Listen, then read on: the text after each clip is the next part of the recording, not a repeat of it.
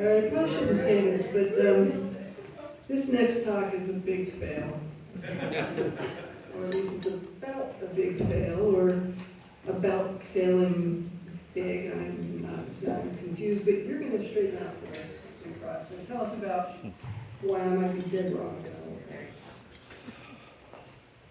Hi everybody, I'm Sue Cross from the Institute for Nonprofit News, and I'm going to talk tonight about my quest for journalism's holy grail, news sustainability, what we're all talking about, right?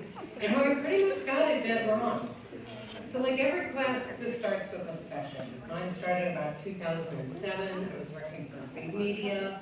You could see you couldn't actually see where it was going, but I became obsessed with all these tiny news startups around the country. And I wasn't sure why, but I was sure they were going to be really important. By the time I followed that obsession to INN, they were growing not only exponentially, they were starting to change journalism itself. They were flipping competition to collaboration, putting more focus on strong reporting and reporting for communities whether they could pay or not, and not just serving communities belonging to them. So they were really proving to be a different kind of fish. And it was exciting, inspiring. But then my optimism really crashed because the best in the field were hitting huge setbacks. Wendy Thomas, the award-winning journalist who made MLK 50 into a vibrant news source for Memphis, couldn't get a single major foundation to fund her. John Adams, a rock star reporter who launched Montana Free Press, had to put the whole project on ice and go get a job to pay the bills. Jody Rafe Spotted Bear, who left newspapering to establish independent reporting on tribal governments, was hitting walls. And Thomas Brennan, who left Iraq, come back and launched the War Horse for fellow veterans, was struggling like many journalists to figure out how to manage a business. And I just thought, they are too small, they are too fragile, this won't work. But my doubt turned out to be really based on everything I knew about media in the past. You know, go big or go home, drive your average monthly UVs. And that's where I was dead wrong, it turned out. And I'm raising this now because these same doubts, the same drive to rebuild the past, is still holding the field back. When I'm asked all the time, aren't these small newsrooms too risky to fund? Won't a startup fail? So bull by the horns, here are the reasons they fail. But only 28 nonprofit newsrooms that we have tracked have failed in the last 8 years. And that's out of 450 that we track. So it's 6%. Now, as the field grows, that number will go up. That percentage will go up. More will fail, surely. But even if 6% doubles and doubles again, that's pretty good odds for any field. Small newsrooms are quite strong, quite resilient, and very effective. If you do need to gauge them, 4 ways. Do they have 4 leaders? Do they have 4 revenue streams? They have 4 ways to engage with the public, and it takes just about 4 years till they really find their feet, and you know whether they're going to make it for sure or not. And keep in mind, we're not rebuilding Tribune Tower. That's not how the world works now. That's not what it's about. The change small newsrooms are driving are part of global rethinking of most of society's major institutions. This is what the institution of news now looks like to thousands of communities. These are the very accessible staffers from Bay City News. And my colleagues whose struggles cast me in such doubt, John Adams came roaring back. Montana Free Press today is not only a State House powerhouse, it's a launch pad restoring local news around the state. Ford Foundation funding came through for Wendy Thomas, other funding's now following, and she has secured a critically important news source for Memphis.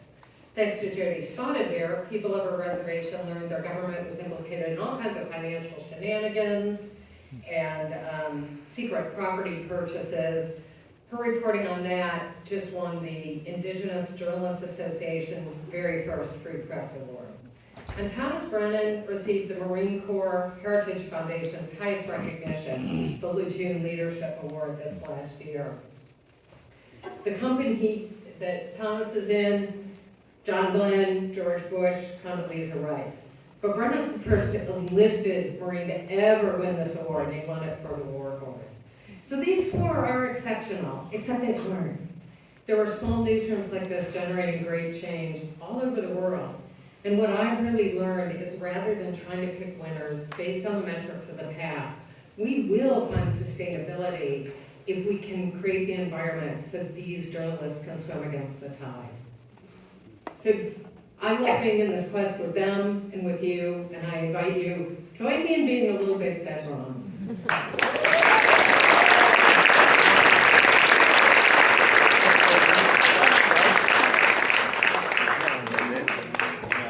So I love how we're kind of moving this crescendo of optimism.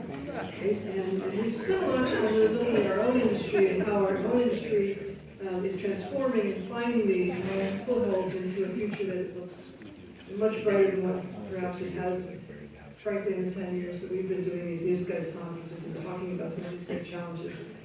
But it turns out we can learn a lot, not just from our own industry, but looking at other industries that have gone before us and had this kind of transformation. And that's the talk we're going to hear to close our night tonight from Erin Laura. She looks back at 2 decades of the music industry that went through tremendous disruption as digital technology really transformed it. What can we learn from that industry to inform what our future looks like?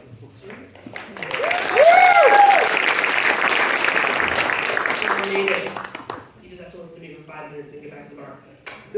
My name is Erin Miller. I'm the co-founder and CEO of IndieGraph. We are a technology company on a mission to lower the barrier to news entrepreneurship so that all communities have access to quality local news.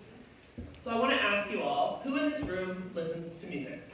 By a show of hands. Doesn't have to be tailored, but it can be. Yes. All right. So tell me, can you tell me about another product that can boast that kind of market saturation? That's what these two guys here were talking about in 1999. We'll call them the Shawns. They wondered why, considering the fact there are billions of people who listen to recorded music, where there are only really 2 options for consuming it. Either you listen to the radio for free and hope that your favorite song comes up, or you go to a record store with 15 bucks in your jeans to buy an album. That business model left a lot of people out. So at the age of 19, the Shawns founded Napster and changed the music industry forever. All of a sudden, we can circumvent the record labels, the gatekeepers, and share music with each other. You guys remember this? Isn't it exciting? Yeah, and we could do it all for free. We could find all this stuff and discover new kinds of music and who inspired who. This is me at 17 when this was all happening. I was in a band with my brother. We lived in a small town with our single mom, and we did not have a lot of $15 kicking around to spend on albums. But we wanted to be musicians. We wanted to be performing musicians, and there really was only 2 ways. This guy, he surpassed the Beatles for the most album sales in the aughts. That was one way. Or we could become a hobbyist with a day job. There was only about 30,000 people in the world estimated at that time that were making a living as a recording artist. So my brother and I went to music school, and the Shawns went to the Senate to face off with Metallica. It turned out that the record labels did not see Napster's astounding growth as an exciting new market to be monetized. They saw it as theft, and within 2 years, Napster was shut down.